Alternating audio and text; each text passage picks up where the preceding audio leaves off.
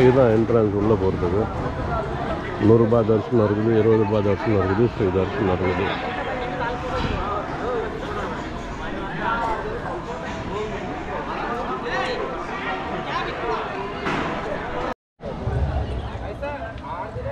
இடத்துல ஒரே சாணி வாசனை. ஊர் பேர் மகாநந்தி. மாடுங்களாம் குஜால் ஆயிடுச்சு போல். மகாநந்தியில் ராத்திரி சமுத்தா தூங்கிட்டு தூகலாம் தொங்காத காத்தால போய் கோவிலில் சிவனார் மனம் குளிர 2 சோத்திரத்தை சொல்லிட்டு சல்லன் வண்டியை எடுத்துக்கின்னு ஒரு டீயை போட்டு ஹைவேவை போச்சேன். Highway 53 Giddalur ghat road. நம்ம லாலு சாச்சா சொன்ன மாதிரி ஹேமமாலினி கண்ணும் கணக்காக இருக்குது. கார்த்தால் பச்சர்லாம் போயின்னு இருக்கேன்.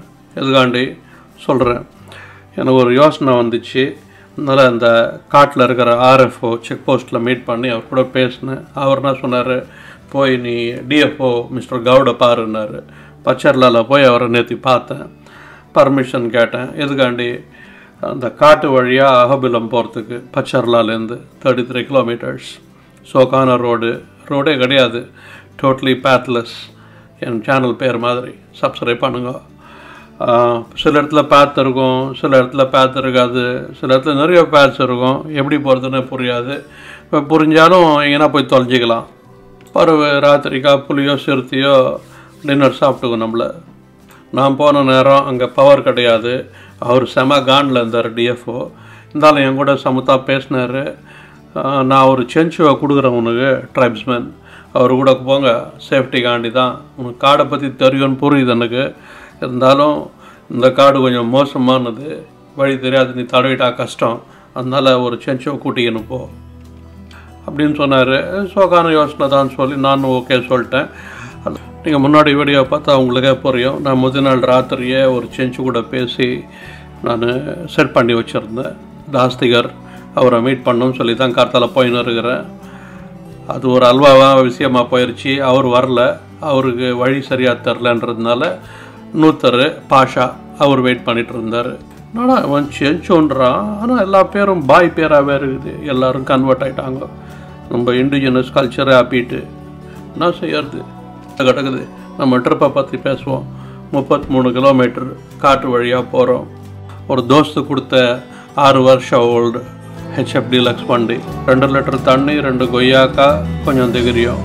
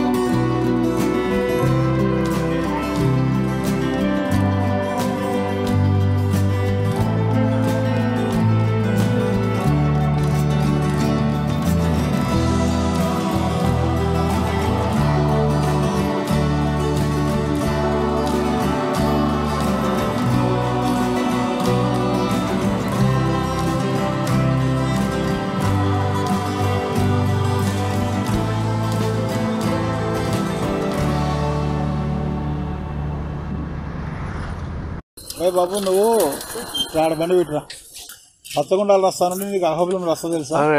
అహోబిలం అయితే తీసుకుపోలేను సార్, పచ్చగుండాల వరకు అయితే తీసుకుపోతా. అహోబిలం సగం తెలుసు. రుద్రవరం పోతానంట. ఎవరు బాబు ముత్యాలు సార్ నుంచి మళ్ళీ మెయిన్ రోడ్ సార్ అహోబిలానికి రుద్రవరం నుండి అట్లా బొమ్మని పోతాం సార్. మీకు వీళ్ళు ఏమంటున్నారంటే ఎక్కువ ఇక్కడి నుండి రుద్రవరం అలవాటు. ఓకే. రుద్రవరం నుండి మీకు ఒక 12-15 కిలోమీటర్స్ ఉంటుంది అహోబిలం. అక్కడ రోడ్ ఎక్కి అక్కడ నుండి రోడ్లో వెళ్ళాలి 15 కిలోమీటర్స్. లోపల నుంచి పోవడానికి లేదా? వీళ్ళకి తెలియదు. అరే నేను ముందు వెళ్ళిపోవచ్చు కదా ఇక్కడ లోపల నుంచి. మీకు అక్కడ ఏ రోడ్లో పోతుంది అహోబిలం అనేది తెలియదు కదా. అన్నీ ఉన్నాయి అక్కడ. ఒక టైంలో 4 మెంబర్స్ 2 మెంబర్స్ 3 మెంబర్స్ వెళ్ళి వితౌట్ ఇన్ఫర్మేషన్ పోయినారు. రూట్ మిస్ అయినారు. పోయేదే రూట్ మిస్ అయ్యి వచ్చేది రూట్ మిస్ అయ్యి అర్థం కాక వాటర్ లేక వాటర్ తప్పేది రాత్రి 1:30కి వచ్చి మమ్మల్ని లేపినారు. ఆ టైంలో నీళ్ళు ఇచ్చి మళ్ళా కొన్ని తయారు చేసి మనకి తోడిచ్చి పంపితే తెల్లవారేసరికి వచ్చినారు. మాకు కనీసం చెప్పింటే ఇప్పుడు ఈ అబ్బాయిని క్లియర్గా అడుగుతున్నాం మనం. అహోబిలం మేము తీసుకోపోలేమంటున్నారు. అవును, కానీ ఇది చాలా పక్క కదండి. ఇప్పుడు ఏదో చెప్పేది ఇది పచ్చగుండాలని సెంటర్లో ఉంది. ఎంత దూరం అవుతుంది అది? పచ్చగుండాలంటే మీకు రుద్రవరం తీసుకెళ్తారు. రుద్రవరం వరకు మీకు దీంట్లోనే 32-33 కిలోమీటర్లు ఉంటుంది ఫారెస్ట్ లోనే. అవునా? ఓకే. 33 కిలోమీటర్స్ ఓకే ఫారెస్ట్ లోనే తీసుకెళ్తారు. అక్కడ నుండి తార్ రోడ్ ఎక్కుతారు 15 కిలోమీటర్స్ పై ఇది. ఓకే. అక్కడ కాదన్నా ఇప్పుడు మీరు పచ్చగుండాలకు పోతారా? అక్కడ నుండి నాగంబాయి రూట్ లో పోవాలా అహోబిలం. ఆ అహోబిలం పోతే అహోబిలంకి ఒక 3-4 కిలోమీటర్స్ లోనే తార్ రోడ్ ఎక్కుతారు. పోతాం. మీరు ఇక్కడ వాళ్ళు గ్రామ పరిస్థితులు చూసారు కదా, వాళ్ళని అడగాలి. నాగంబాయి నాగంబాయి వస్తాయి బాగుంది బాగుంది అంతా అహోబిలం రూట్ మీద పోయే రస్తా ఏదైనా అడిగి చెప్తారు. ఎక్కడ పోవాలా?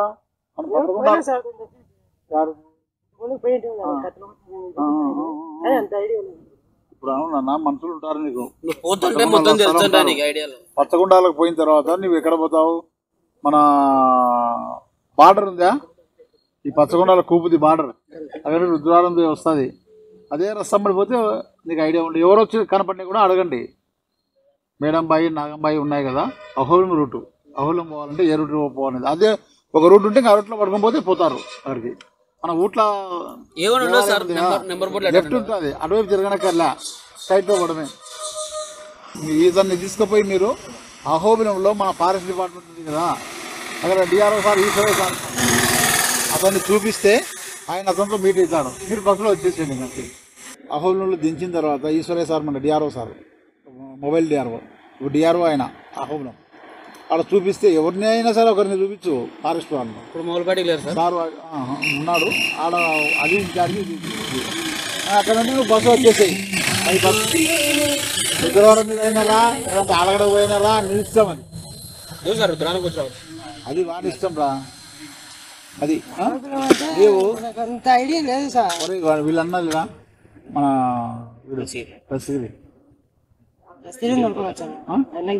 ఆయన పంపుదాంలే. ఎవరెవరు మీ ఇద్దరిలో ఒక తారు కండి. తారు వస్తారు 8:30కు, మీరు టిఫిన్ చేసుకొని 8:30కి ఉంటే నువ్వు కానీ దస్తగిరి కానీ ఎవరెవరు పోయిద్దరు అంతే. పోవాలి ఖచ్చితంగా. దాంట్లో మళ్ళా అప్పీల్ లేదు. పంపిస్తాను, నో ప్రాబ్లం. ఊరినప్పుడు తయారు చేస్తాను. ఏం పంపిస్తాను. ఓకే. మీరు ఉంటారా ఇతడికి? ఒకవేళ బై మిస్టేక్లో వెళ్తే వెళ్ళొచ్చు. ఓకే. వెళ్ళినా ఇప్పుడు ఈ అబ్బాయి కానీ ఇంకొక అబ్బాయి దస్తగిరిని, ఓకే దస్తగిరి కానీ ఎవరొకరు ఇక్కడ ఉంటారు. ఓకే. మీకేం ఇబ్బంది అండి? థ్యాంక్స్ అండి. అది ఇదే బ్యాచ్ వీళ్ళు మార్నింగ్ ఉంటారు ఇక్కడ. ఓకే. ఈ బ్యాచ్ మీరు ఉంటారా? 6 o'clock ఉంటారు. ఇప్పుడు రాత్రి పని చేసి మళ్ళీ పొద్దున వస్తారా మీరు? ఇప్పుడు నైట్ వాళ్ళు వేరే వాళ్ళు వస్తారు. నైట్ 9 o'clock దిగేస్తారు వీళ్ళు. 9కి వేరే బ్యాచ్ వస్తుంది. ఓకే. 6 వరకు మార్నింగ్ 6 వరకు ఉంటారు. ఓకే. సో ఇప్పుడు నేను ఇటు పోయి రాజులపల్లి పోయి తర్వాత మహానదికి రైట్ తీసుకోవాలి. మహానదికి రైట్ తీసుకుని నేను ఎంట్రెంటా ఎంట్రన్స్ ఒకటి నంద్యాలలో పోయి మీరు నిద్రపోవచ్చు, ప్రాబ్లం. ఆ నిద్రపోయేది ఏదో ఈశ్వరుని సన్నిధిలో నిద్రపోతారు. కరెక్ట్ 100% లేదు పోయే వస్తాను. నేను పోయే లోపల మూసేయరు అనుకుంటాను. అది కూడా చూసినట్టయితే చాలా థ్యాంక్స్ అండి, very very kind, thank you. మీరు ఇప్పుడు చూడలేకుండా మార్నింగ్ లేచి టైం వస్తుంది. Thank you thank you.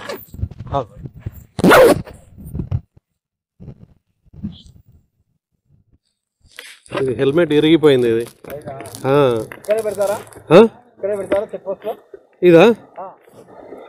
Okay పెట్టుకుంటారు, నో ప్రాబ్లం. మళ్ళీ మీరు మార్నింగ్ తీసుకోవాలి. ఓకే.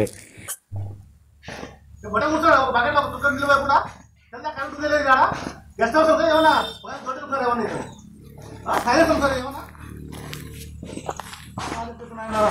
భయం లేదు. క్యాంప్ ఆఫీస్ ఏం కావాలా? కరెంట్ లేదు, బెల్లం లేదని. కరెంట్ లేకపోతే అక్కడ ఎవరైనా ఎత్తిపోస్తున్నారు బిడ్డలు.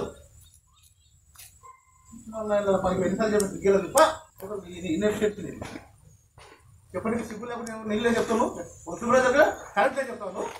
కరెంట్ లేకుండా ఎలక్ట్రిక్ పోలేడు. ఏమన్నా ఆన్సర్ అయింది ఇది?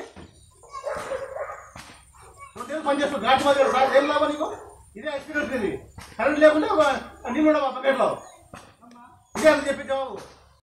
ராத்திரி 9 கண்டலுக்கு வந்து சேர்ந்த குட்டியோண்டு ஊர் தான் டெம்பிள் டவுன். 4 தெரு நான் இருக்குது, போர்டிங் அண்ட் லாட்ஜிங். ஒரு பர்ட்டா கடையில் சப்பாத்தி வச்சுருந்தானுங்க. இதென்ன மதுரையா சப்பாத்தி துண்டு குருமாவோட சோகாந்துச்சு. ஹோட்டல் ரூம் தேடி போனேன்.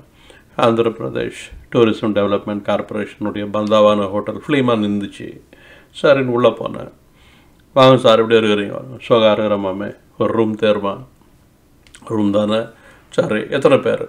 நான் ஒண்டி தான் அப்படின்னா. அப்போ உனக்கு ரூம் கிடையாது. இது நடாது ஏன் யார்? நாங்களாம் பேச்சுலருக்கு ரூம் தரமாட்டோம். யோ எனக்கு கல்யாணம் ஆயிடுச்சியா? அதெல்லாம் எனக்கு தெரியாது, சிங்கிள் ஆளுங்களுக்கு தரமாட்டோம் நான். யோ இந்த ராத்திரியில் எப்படியா என்னையா நீ பஜார் பண்ணுறேன்னு? அப்போ சிங்கிள் ஆளுன்னா பொம்பளைங்களாம் தருவியான்னு. சிங்கிள் பொம்பளைங்க வந்தால் ஏன் தரமாட்டேன் சார்?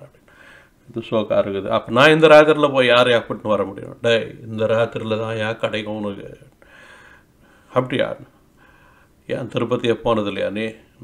இவன் சோகா நாளாக இருக்கிறான் போல இருக்குது. நான் அவ்வளோ பெரிய சோக்காளி கிடையாது. நான் பண்ணுறதுன்னு புரியல. யோசித்து பார்த்தேன்.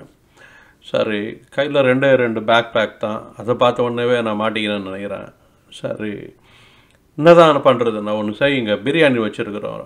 சிக்கன் பிரியாணி இருக்குது, வெஜிடபிள் பிரியாணி இருக்குது. துண்டு ஓடி போய்ட்டு மீந்து போன கார்த்தால பண்ண பிரியாணி எந்தல்ல கட்ட பார்க்குறான். அதை துணுன்னு வச்சுக்க, நான் சிவனாரி போடுவேன்.